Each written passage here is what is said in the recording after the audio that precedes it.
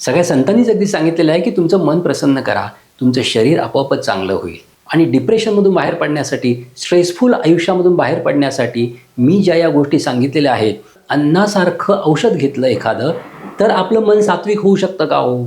मनावर आणखी चांगलं काम करणारी औषधं म्हणजे शंखपुष्पी आहे. ह्या सगळ्या गोष्टी करून पहा. डिप्रेशनमधून बाहेर पडण्यासाठी ह्या तुम्हाला नक्कीच उपयोगी पडतील.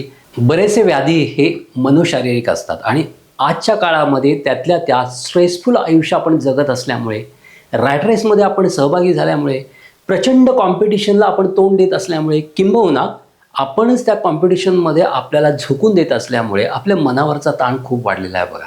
आणि ह्या मनावरच्या ताणामुळे त्याचा परिणाम आपसुकच आपल्या शरीरावर होतोय. आणि हा जर परिणाम आपल्याला टाळायचा असेल तर आपलं मन शांत झालं पाहिजे. आपल्या मनावरचा स्ट्रेस हा कमी झाला पाहिजे. आणि कुठेतरी आपल्या मनाची शांती, मनाचा विसावा, शरीराचा विसावा जर मिळाला तरच या गोष्टी साध्य होतील. त्यासाठीच आपल्याला काही गोष्टी कराव्या लागतील. आमच्याकडे बरेच पेशंट येत असतात, बरेच रुग्ण येत असतात. ते म्हणत असतात की मी डिप्रेशनमध्ये आहे किंवा या साली मी डिप्रेशनमध्ये गेलो होतो, त्या गोळ्या चालू होत्या, त्याच्यातून मग बाहेर पडायला खूप वेळ लागला आणि आत्ता पण मला सारखं रडू येतं आहे, मी स्ट्रेसमध्ये असतो, मला डिप्रेशन येतं मधून. अशा पद्धतीचे पेशंट, अशी लक्षणं सांगणारे पेशंट पण बऱ्याच वेळेला आमच्याकडे येत असतात. मग असे पेशंट समाजामध्ये वाढत आहेत. अगदी युरोपमध्ये, अमेरिकेमध्ये अशा पेशंटची तर अजिबात वानवा नाही आहे. याचं कारण म्हणजे आपल्याला जो बेस दिलेला आहे, आपल्या हिंदू संस्कृतीने, आपल्या अध्यात्मशास्त्राने जो बेस दिलेला आहे त्याच्यापासून आपण दूर चाललेलो आहोत. ठीक आहे, अमेरिकेमध्ये आणि युरोपमध्ये आपल्याला हा बेस नाही आहे, त्याच्यामुळे माणसं डिप्रेशनमध्ये जाताना दिसत आहेत, आत्महत्या करताना दिसत आहेत, एकलकोंडी होताना दिसत आहेत. परंतु आपल्याकडे सुद्धा आपण पाश्चिमात्य संस्कृती ॲडॉप्ट करत असल्यामुळे अशा आजारांचे शिकार होणारी माणसं आपल्याला जास्त पाहायला मिळतात. त्यामुळेच आपण जर आपल्या अध्यात्माचा बेस चांगला केला, आपल्या शास्त्रामध्ये, आपल्या अध्यात्मामध्ये, आपल्या संस्कृतीमध्ये काय सांगितलेलं आहे हे जर आपण व्यवस्थित समजून घेतलं तर आपलं डिप्रेशन नक्कीच कमी होईल, आपला स्ट्रेस कमी होईल, आपल्या मनावरचा ताण कमी होईल. त्यामुळेच आपण ह्यासाठी काय करायचं तर आपल्या हिंदू संस्कृतीमध्ये, गीतेमध्ये, अगदी विवेकानंदांनी सुद्धा बरेच योग सांगितलेले आहेत. त्याच्यापैकी पहिला योग म्हणजे भक्तियोग. भक्ती म्हणजे पूर्ण समर्पणाची भावना. म्हणजे एखाद्या परमेश्वराची आपण भक्ती करत असू तर त्याची भक्ती करताना त्याचा नामजप असू दे किंवा त्याच्या पायाशी आपलं समर्पण असू दे आणि आपल्याला पूर्णपणे त्याच्या झोळीमध्ये झोकून देणं असू दे, या पद्धतीने जर आपण त्या परमेश्वराच्या पायाशी लीन झालो, रत झालो तर आपल्या मनावरचा स्ट्रेस, मानसिक ताण आणि डिप्रेशन बऱ्यापैकी कमी होऊ शकतं. हे असं का होतं? कारण जेव्हा आपण डिप्रेशन घेत असतो तेव्हा आपण विचार करत असतो आपल्या स्वतःचा, आपलं कसं होईल याचा, पुढे काय याचा, आपल्याला पुढे काय होणार आहे, आपलं भविष्य काय याचा आपण उगीचच विचार करत असतो. यासाठी आपण जर स्वतःला जर देवाच्या झोळीमध्ये किंवा आपण ज्या देवतेची पूजा करतो त्याच्या झोळीमध्ये झोकून दिलं तर त्याचा आपसुकच पॉझिटिव्ह परिणाम यायला लागतो आणि आपल्या मनावरचा ताण कमी व्हायला लागतो. आपल्या संस्कृतीमध्ये ध्यानधारणा सांगितलेली आहे, नामजप सांगितलेला आहे. नाम आणि मना म्हणजे आपल्या मनावरचं डिप्रेशन जर आपल्याला कमी करायचं असेल तर नामजप सांगितलेला आहे. आणि या मनापर्यंत जाण्याचा मार्ग जर कोणता असेल, मनापासून अगदी बुद्धीपर्यंत, बुद्धीपासून अहंकारापर्यंत आणि अहंकाराचा उपरम होऊन आत्म्यापर्यंत जाण्याचा कोणता मार्ग जर सांगितला असेल तर तो म्हणजे नामजप. हा नामजप जर आपण करत राहिलो तर आपल्या मनावरचा ताण आपोआपच कमी होत जातो, आपल्या मनाची शक्ती वाढते, आपल्या मनाची ताकद वाढते आणि आपण डिप्रेशनमधून हळूहळू बाहेर येतो बघा. आपल्याला जर डिप्रेशन आलं तर आपण काय करतो, आपल्याला स्ट्रेस आला तर आपण काय करत असतो तर आपण एखाद्या सायकॅट्रिस्टकडे जातो आणि त्याच्याकडून डिप्रेशनची औषधं घेतो. परंतु यावेळी मनाला ड्राउझीनेस येतो, आपल्या मेंदूची शक्ती हळूहळू कमी कमी होत जाते. त्याच्यामुळेच अशी औषधं घेण्यापेक्षा, केमिकलची औषधं घेण्यापेक्षा जर तुम्ही व्यवस्थित नामाचा जप केला, मेडिटेशन केलं, प्राणायाम केला, आसनस्थ होऊन ध्यानधारणा केली, सूर्यनमस्कार घातले, या सगळ्या गोष्टींमुळे तुमच्या मनावरचं डिप्रेशन हळूहळू कमी व्हायला लागतं. एका रिसर्चमध्ये असं पण आढळलं, तुमचा आहार कसा आहे त्याच्यावर तुमचं मन आणि तुमचं शरीर असतं. आयुर्वेदामध्ये सुद्धा दिलं आहे, अन्नमयम पुरुषाः, म्हणजे तुमचं शरीर हे अन्नाने बनलेलं आहे. मग हे अन्नानं बनलेलं शरीर जर असेल, हे मन जर अन्नाने बनलेलं असेल तर तुमचं अन्न कसं हवं? तुमचं अन्न जर सात्विक असेल तर तुमचं मनही सात्विक व्हायला लागतं आणि रज आणि तम गुण जर तुमच्या मनामध्ये जास्त असेल तर तुमच्या मनामध्ये स्ट्रेस येऊ शकतो, तुम्ही डिप्रेशनमध्ये जाऊ शकता. त्यासाठी आहारही तेवढाच महत्त्वाचा आहे, नामजपही तेवढाच महत्त्वाचा आहे. मागच्या एका व्हिडिओमध्ये, तो व्हिडिओ जर पाहिला नसेल, सात्विक आहार कसा असावा याचा एक व्हिडिओ मी बनवला होता, तो व्हिडिओ नक्की पहा. त्याच्यामध्ये सात्विक आहार कसा असला तर तुमचं मन, तुमचं शरीर चांगलं राहील, शुद्ध राहील, याच्याबद्दल मी माहिती दिली होती. आता हा आहार आपण घेतो, तो पचतो, तो पूर्ण शरीरामध्ये पसरून आपल्या धातू घटकांचं पोषण करतो, आपल्या धातू घटकांना पाहिजे ते देत असतो आणि आपल्या धातू घटकांचं, टिश्यूचं, हाडांचं, मांसाचं जे कन्व्हर्जन होत असतं ते कन्व्हर्जन सात्विक अन्नाने होत असतं.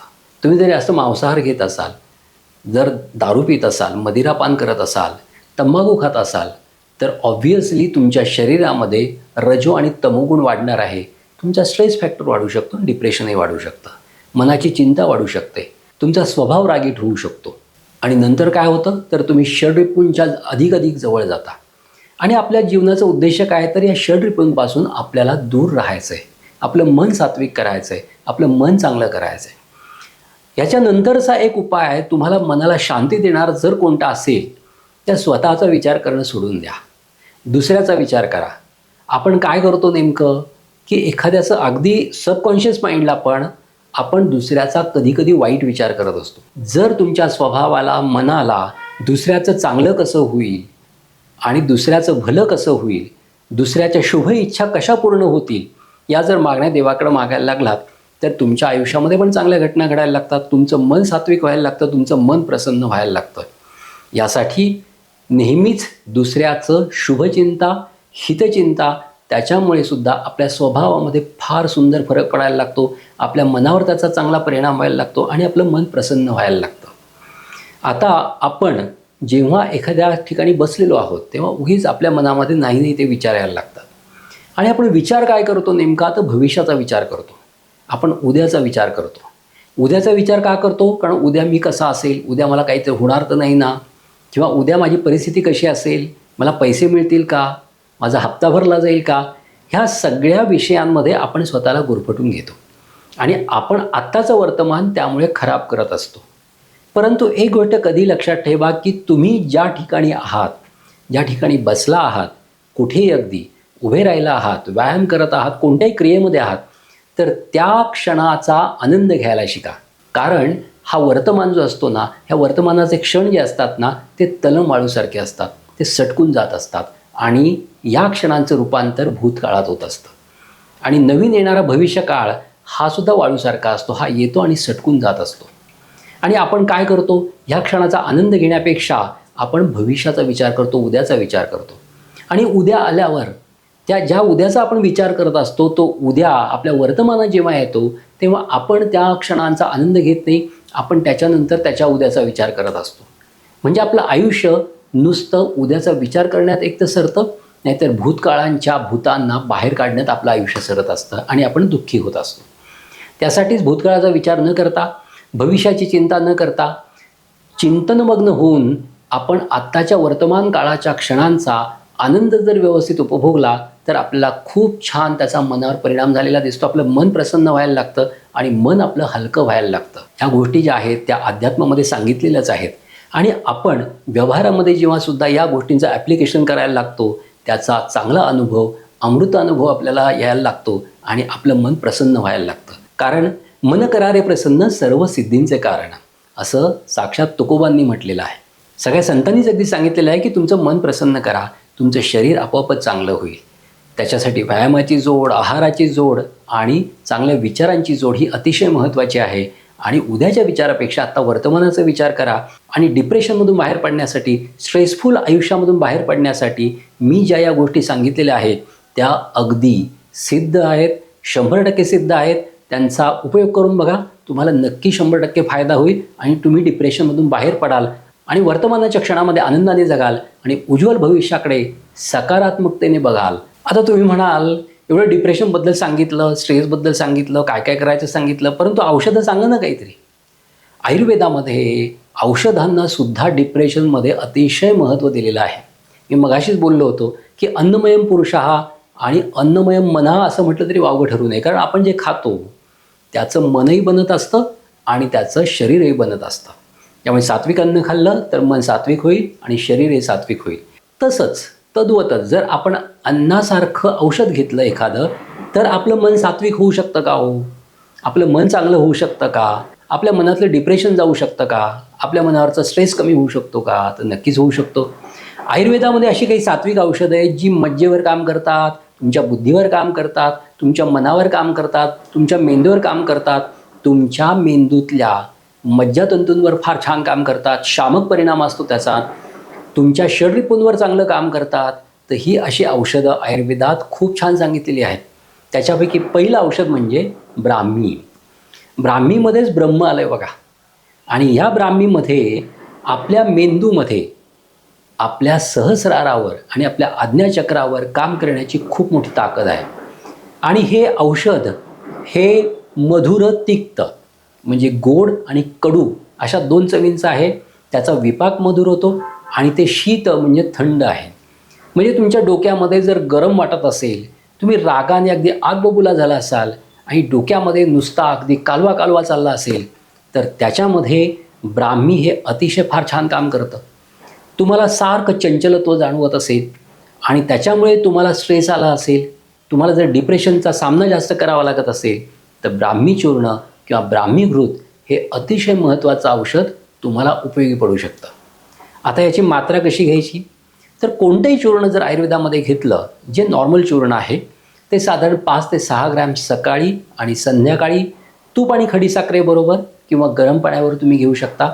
ब्राह्मी चूर्ण विशेषतः हे तूप आणि खडीसाखर किंवा गरम पाण्यावर जर घेतलं तर त्याचा उत्तम फायदा तुमच्या मनावर, तुमच्या बुद्धीवर, तुमच्या मेंदूवर होऊ शकतो.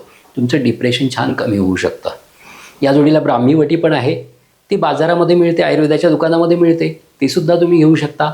त्या ब्राह्मी वटीच्या 2 गोळ्या सकाळी, 2 गोळ्या संध्याकाळी अशा जर घेतल्या तर त्याचाही मनावर फार छान परिणाम होतो. मनावर आणखी चांगलं काम करणारे औषधं म्हणजे शंखपुष्पी आहे, तगर नावाचं औषध आहे. ह्या दोन्ही औषधांची चूर्ण जर 5 ते 6 ग्रॅम या प्रमाणात सकाळी आणि रात्री कोमट पाण्यावर घेतली तर त्याचाही मनावर उत्तम परिणाम होतो. डिप्रेशनमधून बाहेर यायला मदत होते.